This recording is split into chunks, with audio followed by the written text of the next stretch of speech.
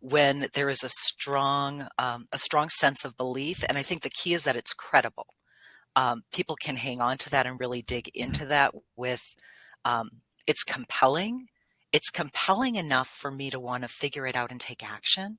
And it feels real to me. And I think the other thing with emotional contagions that's come out of that research is when that level of intensity is disconnected from reality, it actually has a demotivating effect.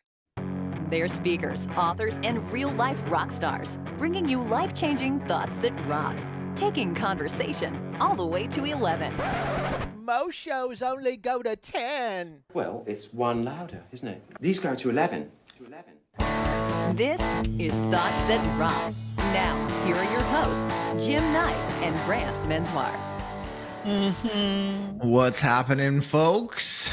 It's Thoughts That Rock, your favorite podcast where we talk about current struggles, strategies, different things, get incredible guests to give you incredible advice, all done in the span of 30 plus minutes, somewhere in that ballpark.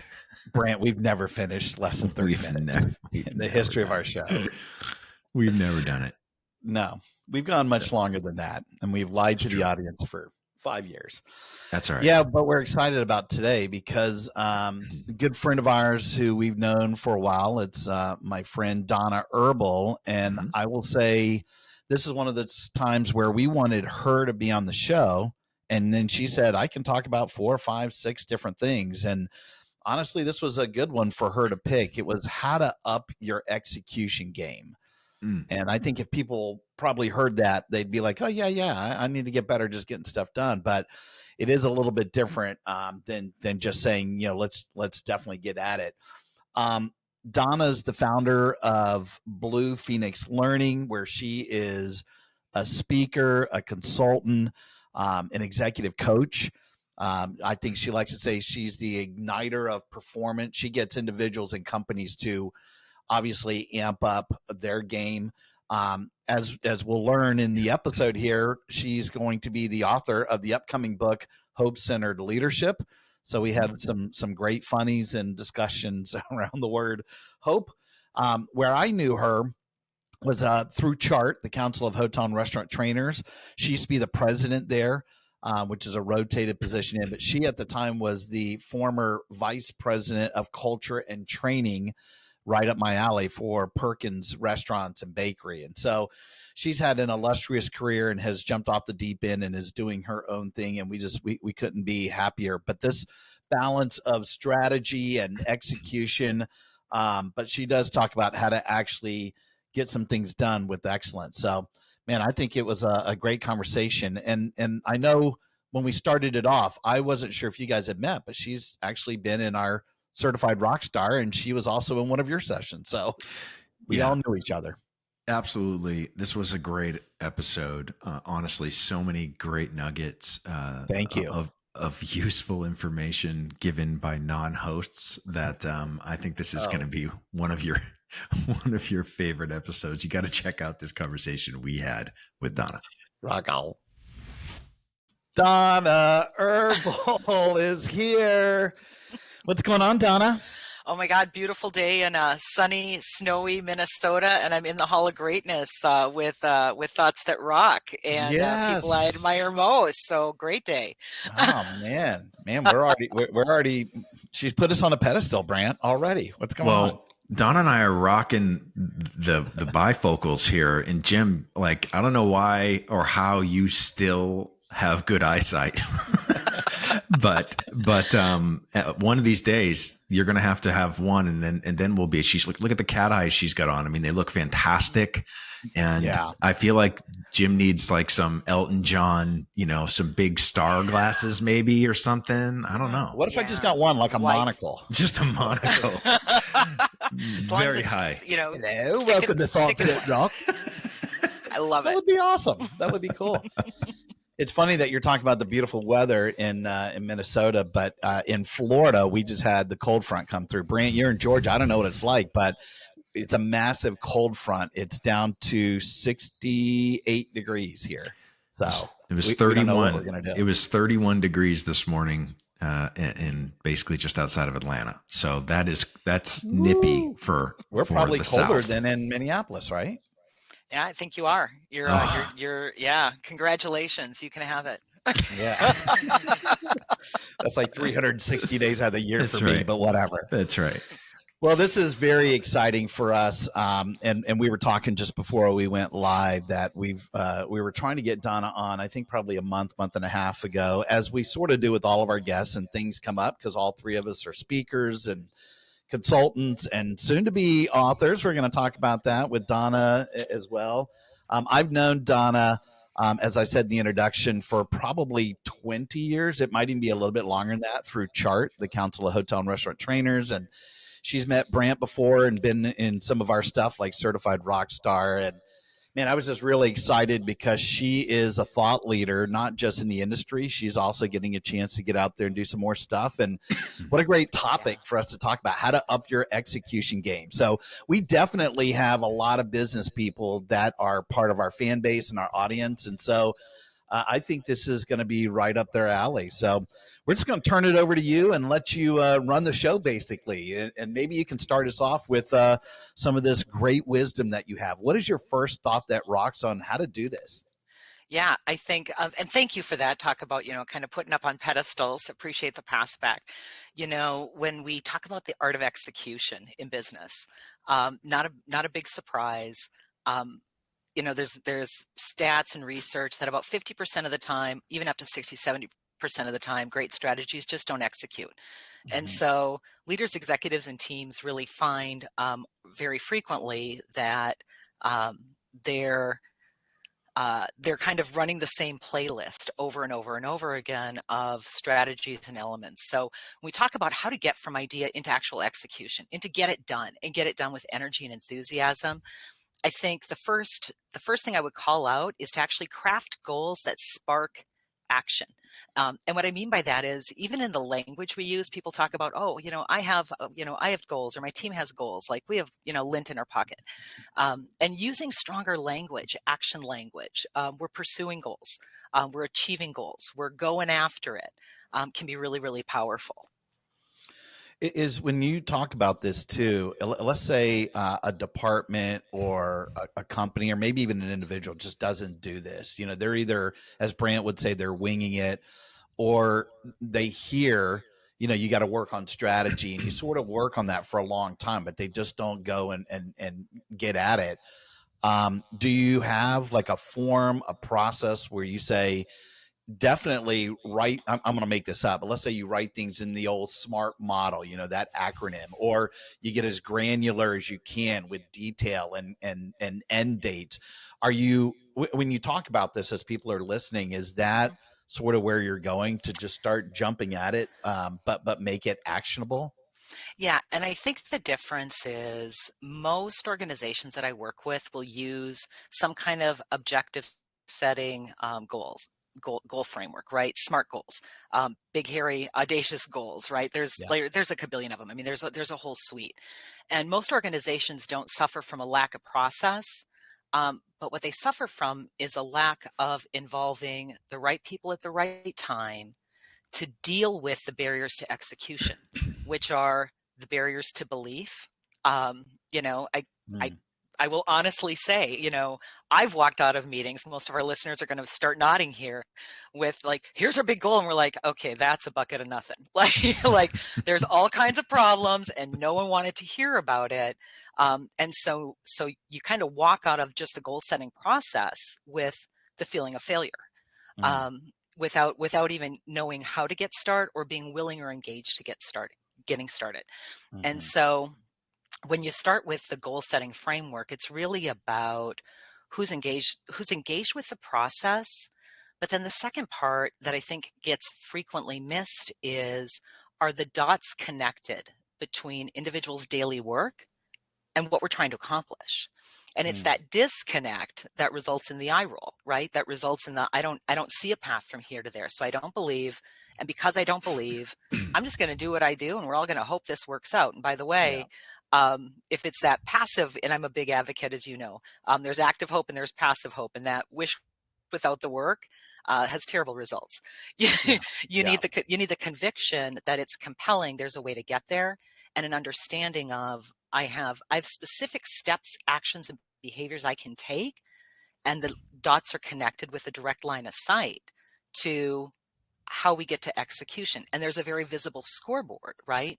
So when you come back into goals that really spark action, number one, it's about engaging the right people in the conversation and putting the stop blocks into the discussion, into the goal setting and the planning process that understands the goal may be universal for a team or an organization, but the language of the goal is specific to the individual.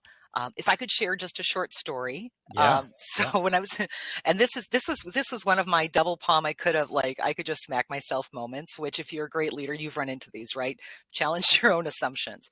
I spent a couple decades with the hospitality industry in the L&D function, learning and development, and trainers are the great translators. Like that's what we do. We kind of sit between strategy at the C-suite and execution in the front lines. That's our secret sauce and our magic. And was working with a couple of restaurants. We were on a regional tour, so you stop in, talk to people, look at systems, tools, and processes. And so you talk to, look at the reports and the stats, talk to the multi-unit manager. Food cost is the deal. And for those that aren't familiar with the industry, food cost is a really important cost control element in a restaurant, right? It can be anywhere from 20 to 50% plus of where your costs are going. So it's a big deal. And so you talk to the management team. Yeah. Food cost, that's the deal. We're really focused on food cost. Happened to be doing, walking around talking to frontline crew. Met a cook who's on like his third day in his first restaurant job, which I love, right? And so, hey, what's the big focus? What are we working on? Oh, we're working on food costs. You know what? That's so awesome.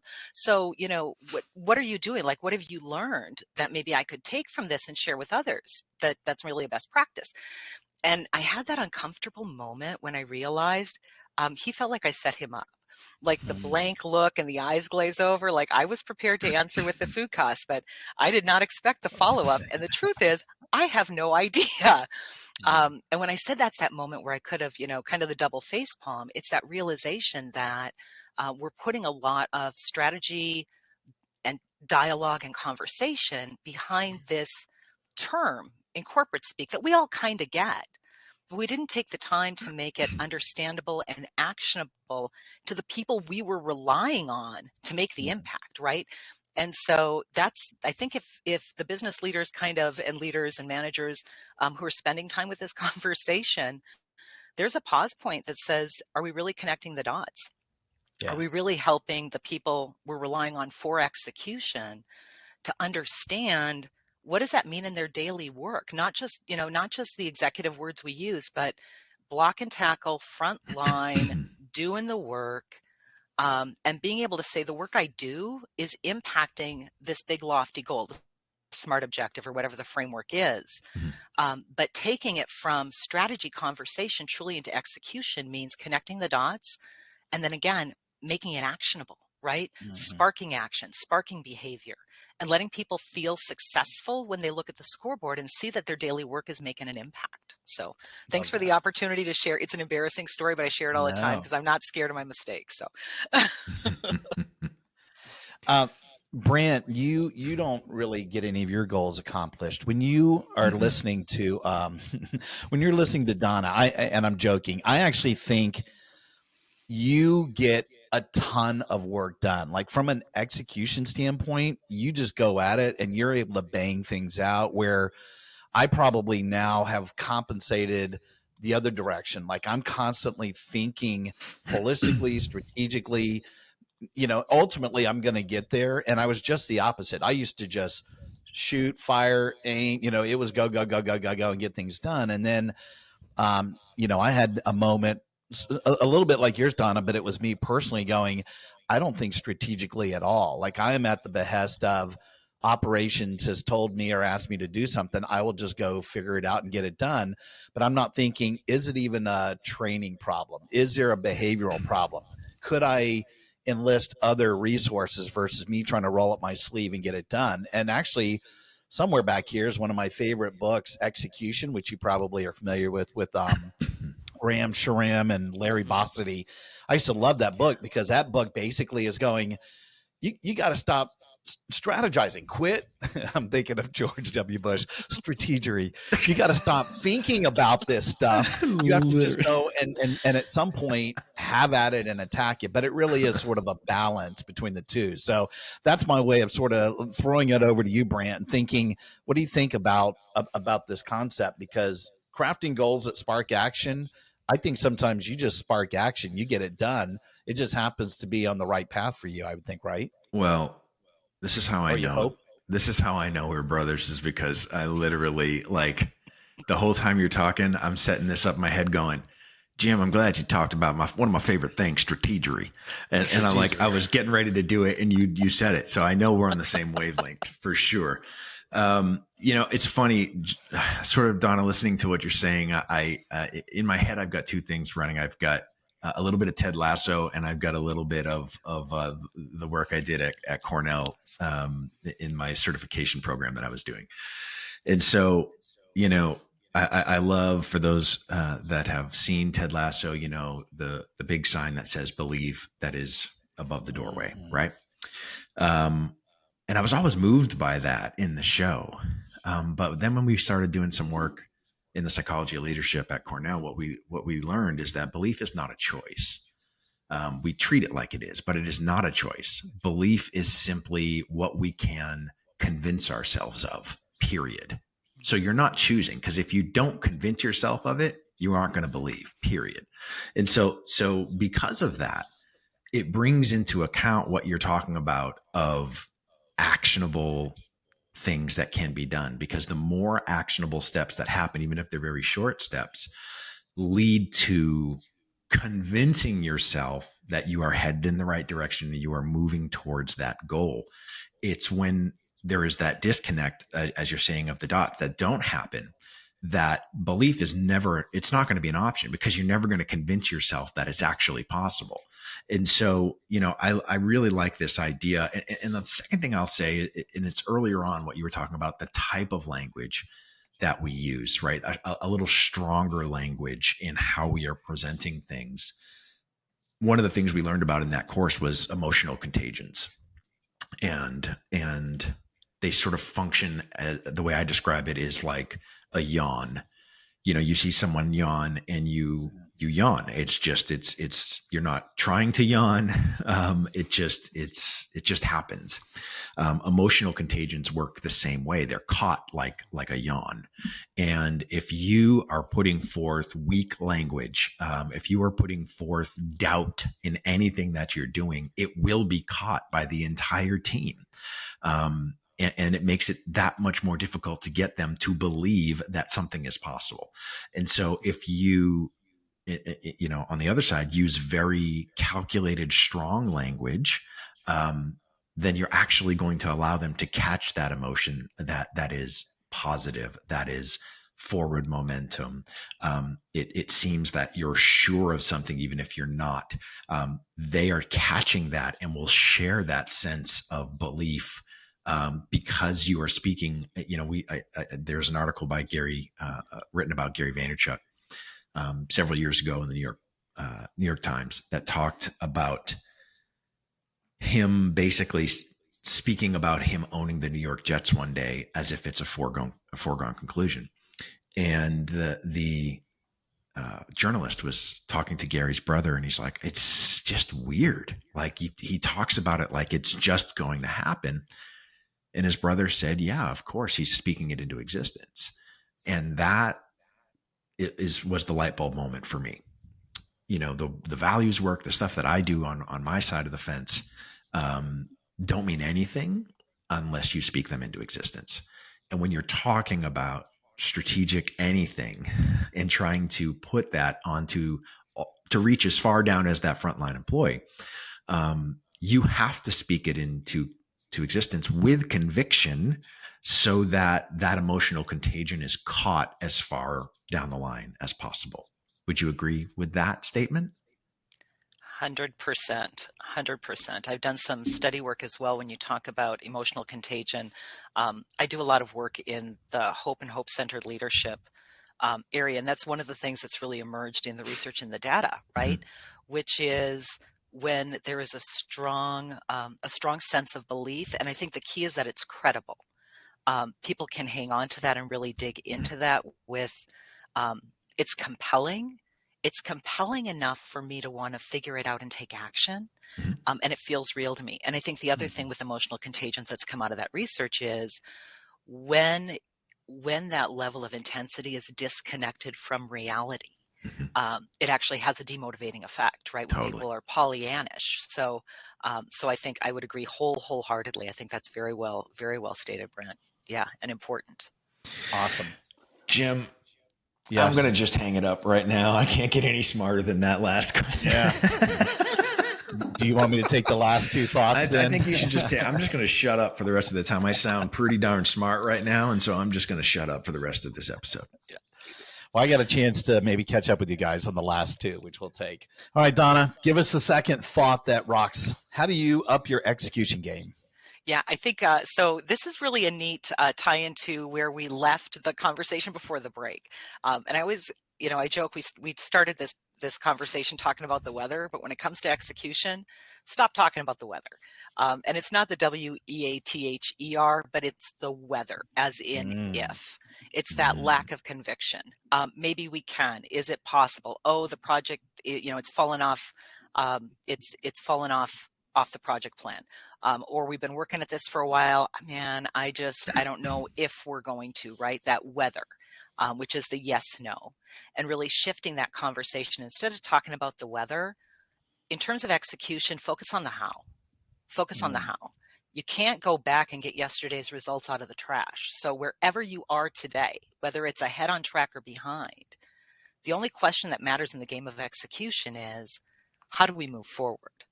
Not how do we look back, right? So I think that's the second big thought is stop talking about the weather and shift into talking about the how and get teams focused on the how. How do we move forward? How do we continue to pursue into the future instead of giving up, losing focus, or frankly, losing hope and belief? Man, that's a good one. I would think there are people on the team that if the leader is good and they can sort of curtail that and maybe talk about that and be very forward thinking, I would see that as being very viable. I wonder if it works the same way if the leader is the one who's constantly looking back, and it reminds me of one of my favorite Chinese proverbs. The best time to plant a tree is 20 years ago, but the second best time is today. You can't do anything about the past. You can't do anything about that. And so why not just focus on today, being in the present? Again, this is where strategy comes in. You've got to think, about ultimately the things that you're working on, whatever the outcome that you're shooting for, as Brant is famous for saying, you can't control the outcomes, but we can certainly have a goal to shoot for. But just getting it done, sometimes you got to just go, I know we've tried that before. I know this is what's in your past. I know. Let's just take what we have right now and move forward. I think it's brilliant. Brant, you were going to say something? Yeah, I think this has got to, earlier on you were talking about sort of dealing in hope, right? And when you're sort of in this hope-focused leadership, it's this second thought has to have a massive effect when it comes to dealing in anything with hope, right? So in the work that I do, hope is a 4-letter word. And most organizations don't want to talk about hope, which is mind-blowing to me from the monumental impact that hope can have on an organization's culture, right? And when we break down hope, it's simply a combination of desire and expectation. And so when we look at hope being sort of the formula is desire plus expectation equals hope, then we look at what you're talking about when you start using things like weather instead of how. That how, when you're explaining, does two things. Number one, it gives them confidence to want to continue to desire to achieve that said goal, but also sets the expectations as to what the next steps are going to be to get there. And instead of just get it done. I don't care how you do it, just get it done. Well, some people might love the sort of the autonomous nature of that, but there are many people that go, uh, how? Yeah, that sounds great, and I will do whatever it takes. But throw me a bone here, show me something, give me some bad IKEA instruction booklet that shows me how to do something next. But just don't ask me to pull a rabbit out of a hat, because that's not my job. So, do you find that when you are not leaning into the how, that you has a direct correlation with people's hope for achieving that said goal?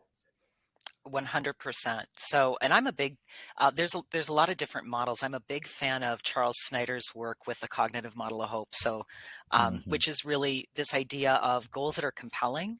Like there's a reason people want to get to the goal, that it's important. And then the component of pathways thinking, which is acknowledging there isn't just one road there. There's multiples, and there might be some you haven't even thought of before, and that's okay. And then personal agency, which is that core belief that each individual has or can obtain the skills and capacity to walk a path and get there.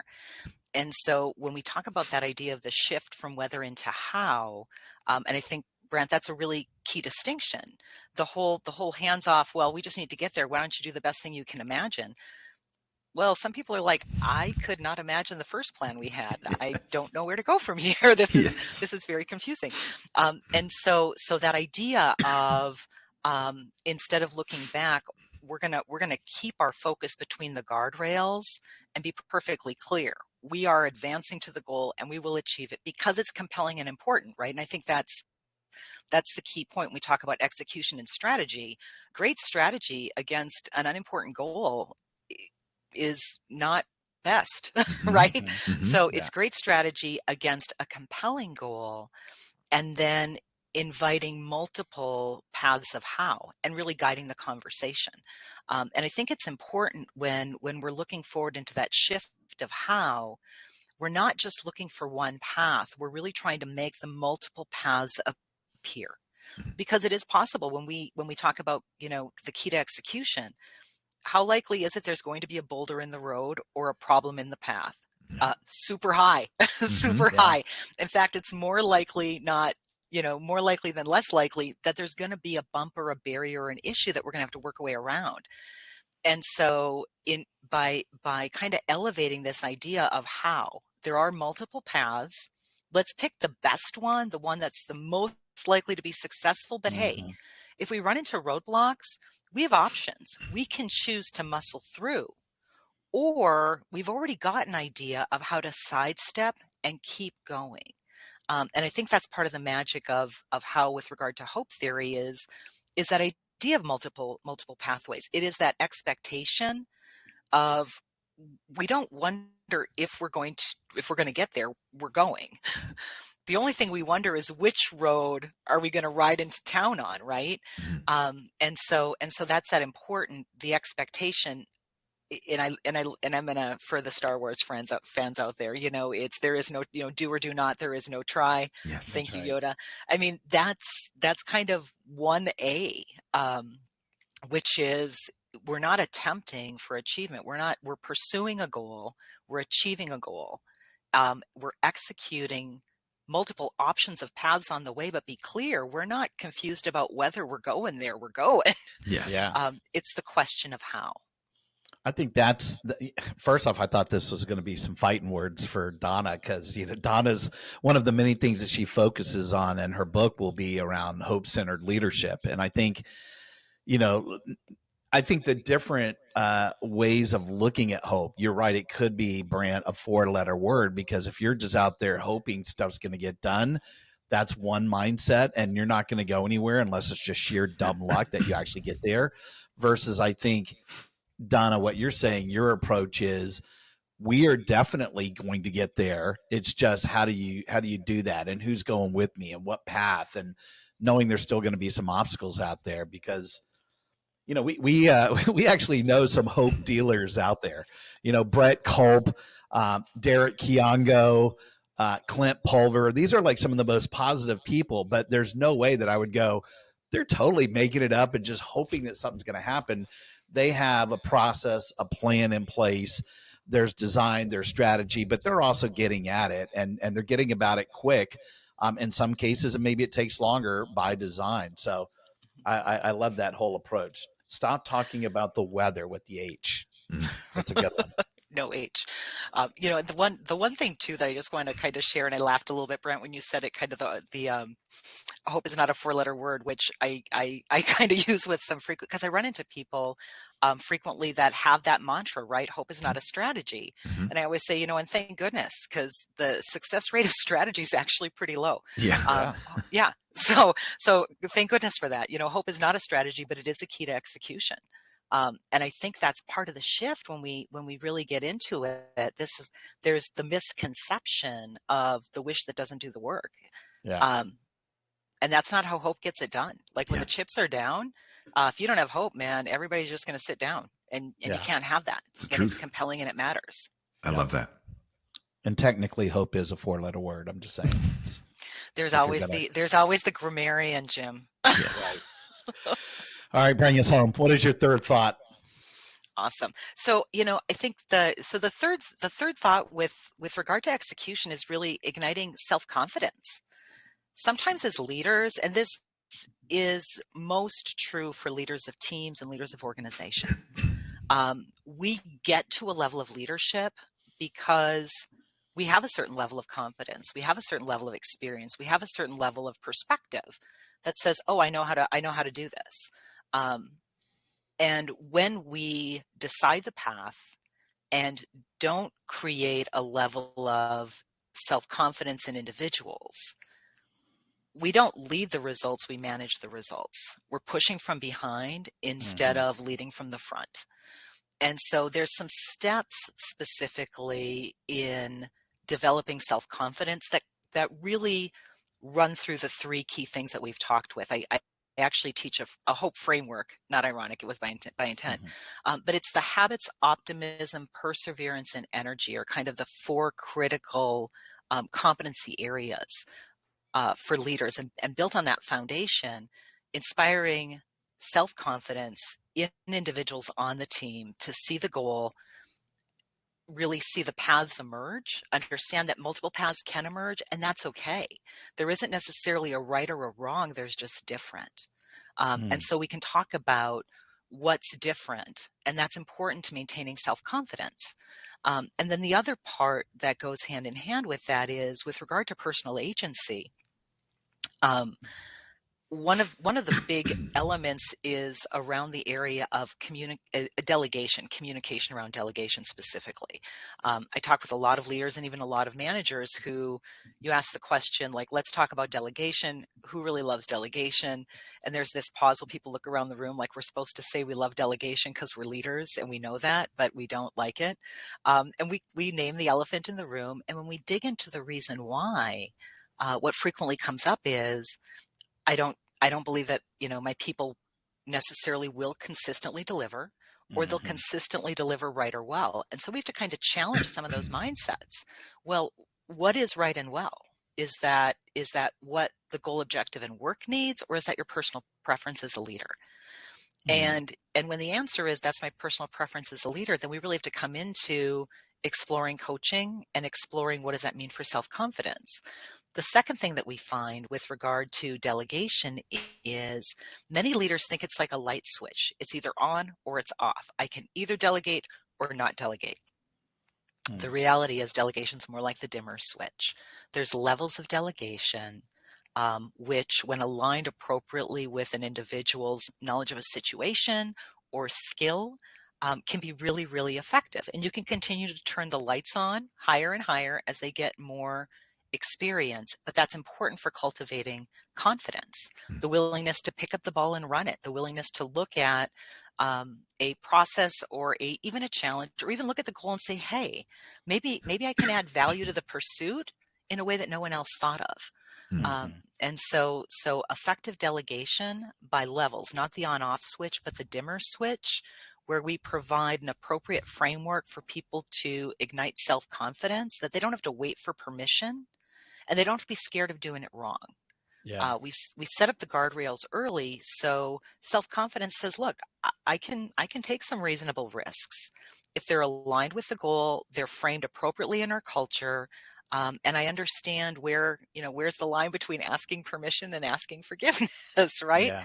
If maybe the things I try don't go as well as I expected. When I wish I would have thought about the dimmer switch concept when I was running training and development at Hard Rock. We had created around the competencies a bunch of project packets. I think actually some of the work that you did, Donna, with Tony Quist when you guys were at Perkins and Marie Callender's, very robust, detailed, actionable things that leaders could do that they would grow their skill set. Because there's nothing worse than you doing your performance appraisal, maybe working on some sort of an individual development plan. And somebody says, you need to get better at communicating. You need to get better at delegating. But then you go, well, what does that mean? What am I supposed to do within the four walls of the business? How do I get better? And you learn by doing. And so we had created a series of specific actionable projects that you could do, sometimes with other people. And I'll give you an example. Since we were talking about strategy earlier, if somebody said you're not thinking strategic, all you do is you go out there and you're busting things out and you look very busy and you're like a fireman. You go in and you save the day, but you're working in the business. You're never working on the business. You got to think strategically. So here are 5-6 different things that were written in a packet, but it wasn't like you said, it wasn't different degrees. It was just, if you do these things, you will by natural osmosis, you're going to get better at strategy.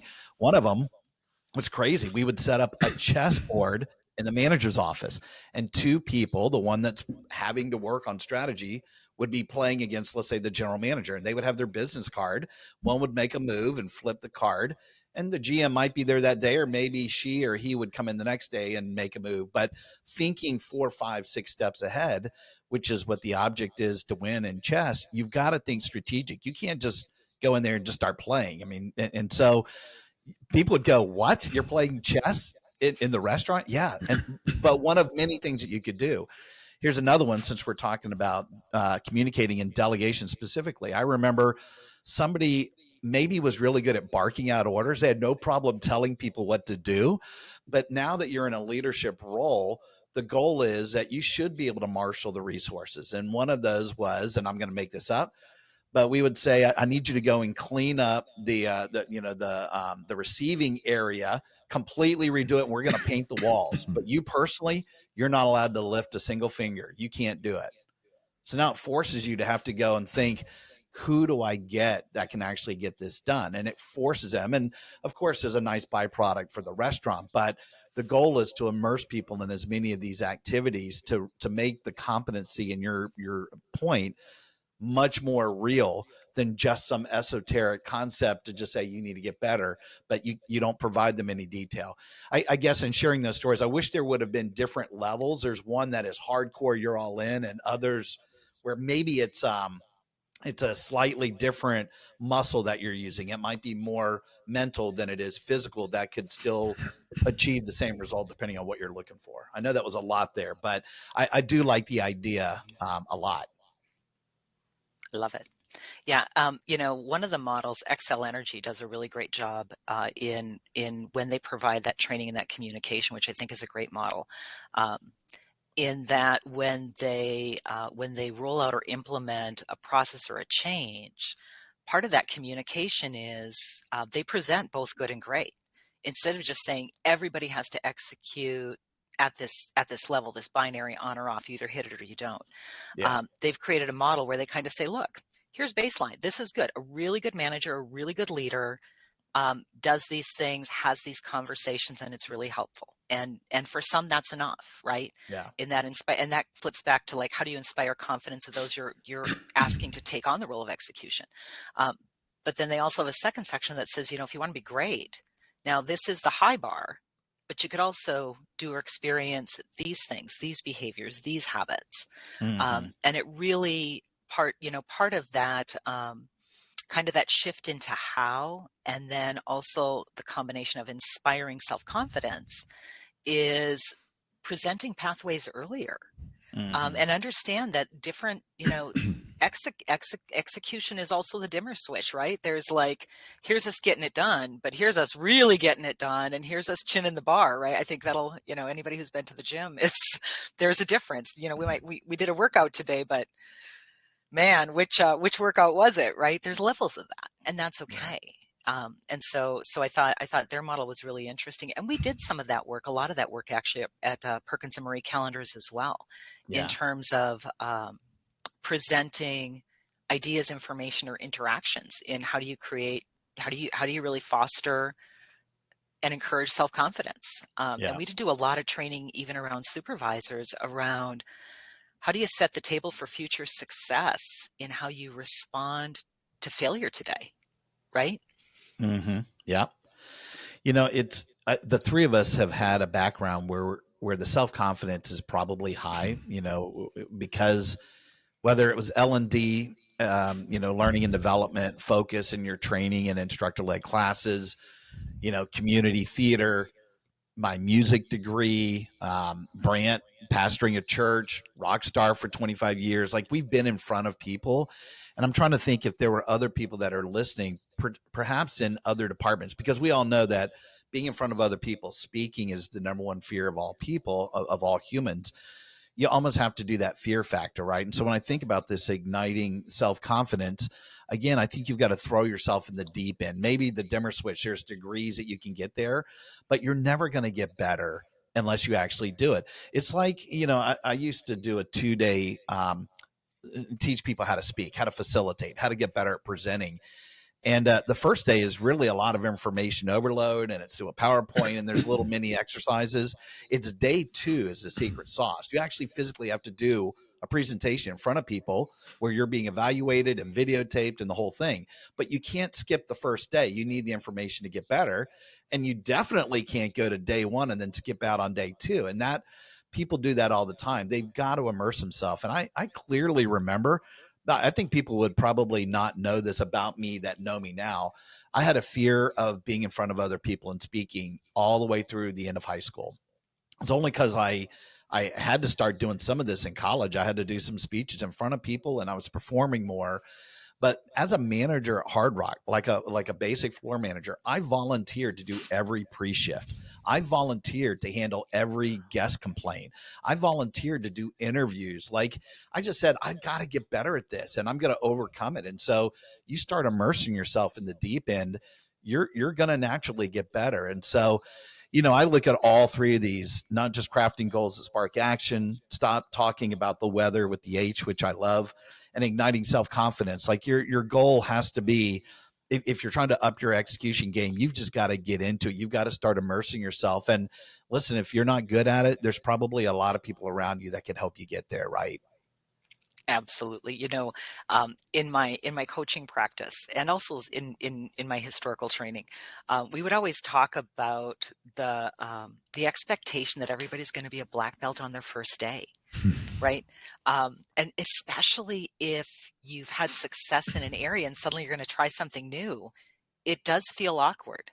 Yeah. And that feeling of this is awkward and uncomfortable, that's actually what learning is supposed to feel like. I don't know if people know that or not, but if it feels super comfortable and you feel like I'm a rock star at this, congratulations. That's called performance. It's actually not necessarily learning.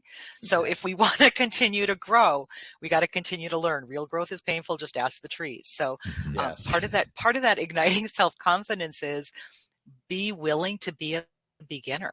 And when you run into those feelings of, this doesn't feel good, I don't feel like I am successful at this. Yeah. That's where learning occurs. And that's the journey of getting to successful, right? And part of igniting self-confidence is remembering I cannot just walk on the mat and throw down in any game or sport. I am not that athletic. I could learn it. But the first day is going to be rough, and I got to come to terms with that and know that I'm engaging in the process of learning. That is what learning feels like. Yeah. Everybody knows you have to paint the fence first. Right? Correct. Or wax the car. Either one. You start with both of those. Donna, since we're talking a little bit about hope-centered leadership, I know that you are working on your book, but sort of share with us how people can get in touch with you and some of the work that you do and this upcoming product. I'd love to. Thank you so much. So, of course, my name is Donna Herbel. And so donnaherbel.com, I tried to make it really easy to remember. And then I realized there are only E's in my last name. So if spell check turns that into something with an A, it's not right. So Yes.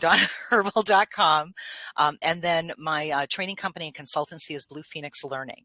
And so you can find me with through either of those channels on LinkedIn or Facebook. And then, of course, on Twitter, X, Donna Herbel would be a great way to connect as well. And then I think beyond that, engaging on social, engaging through the website is certainly appropriate. Message me directly. I'm very accessible and responsive. And with the upcoming book, we'll be starting pre-launch shortly. It'll be available through year end, and I'm very excited about that. I'm excited for a couple of reasons. First, I'm excited about the mentors and resources who've been able to add value to the conversation and provide practices. The design is actually more of a workbook style designed to be used for leaders with activities and practices and behaviors that they can instill into their leadership framework to inspire action, to inspire hope, and to really leverage these skills for unprecedented execution. So that's the framework of it. So Awesome. I'm super excited about it, and I invite people to participate, follow along, get snapshots early. And I think the two reasons that I really wanted to share this idea of hope-centered leadership and put together this really guide and resource was, number one, when I started leading teams and managing early on in my career a couple decades ago, there were a lot of resources that were philosophical.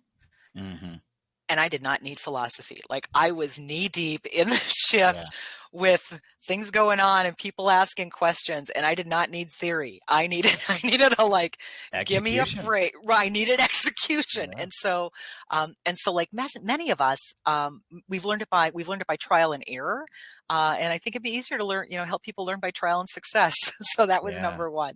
And I think the second reason that it was really important to put this information, this conversation together was, we have a demographic challenge coming down the pike, right? We've heard about the gray tsunami, the gray wave. There's a lot of skill and mentorship that is leaving our businesses. And we've gone through a couple of different cycles, continue to have cycles economically, where there's fewer opportunities for new employees to continue to advance their skills and kind of do the baby steps of learning to be an inspirational leader. So when they take that step, the step is farther and harder.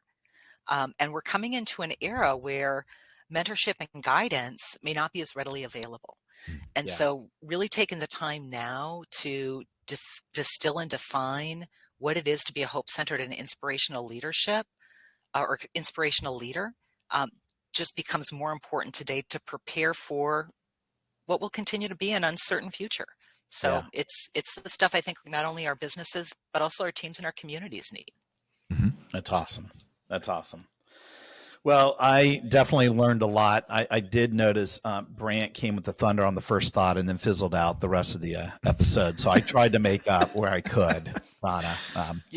We complete each other. It's how that works. I'm very excited about your book, and I'm just excited about your career and where you are and what you're doing now. And I know that I have sat through some of your training, which are just flat out funny and educational at the same time. It's the edutainment that Brant and I like to talk about. So kudos to that. You're going to be successful no matter what you do. But I hope there are some people that really paid attention and listened today, because we certainly need people to get in the game and make things happen. And like we said, hope is you don't want it to be something that's just sort of loosey-goosey out there and that's all you're hanging your hat on. To your point, you really want to make sure that you're coming behind it with some really good detailed action and getting some stuff done. So thank you for sharing your process and your thoughts, and we'll be watching you from a distance. We love you. Thank you so much. Awesome. Love you back. Take Great care. work. You bet. We'll talk to you soon. Rock on. Hey, rock stars, thanks so much for tuning in. Yeah, and listen, we know how busy you are, and grabbing those little nuggets of wisdom that can amp up your life are super hard to come by. So we hope this episode helped you enough for you to maybe subscribe and consider leaving us a rating and a review so that we can continue to grow the show. Thus That Rock is a proud member of the Evergreen Podcast Network and also supports Cannonball Kids Cancer and their fight for finding and funding treatment options for kids who have run out of options. They're amazing. Their work is incredible. To learn more, please go to cannonballkidscancer.org. Finally, if you're interested in having Brant or Jim or both of us speak at your event, whether as a virtual webinar or an in-person conference keynote or mastermind, contact us directly at thoughtsatrock.com. Until next time, Rock on!